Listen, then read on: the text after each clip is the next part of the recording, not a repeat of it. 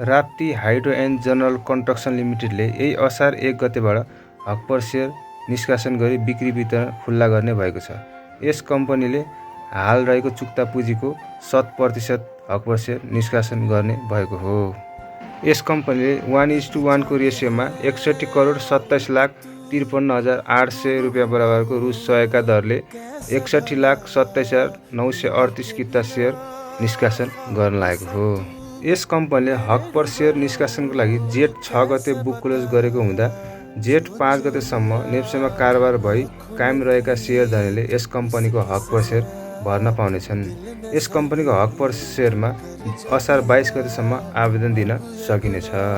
हाल यस कम्पनीको चुक्ता पुँजी 61 करोड 27,93,800 रुपियाँ रहेको हुँदा हकपर सेयर बिक्री पश्चात यस कम्पनीको चुक्ता पुँजी 1 अर्ब 22 करोड 55,87,600 रुपियाँ पुग्नेछ। यस कम्पनीले राइट सेयर निष्कासनको लागि मुक्तिनाथ क्यापिटललाई बिक्री प्रबन्धकमा नियुक्ति गरेको छ।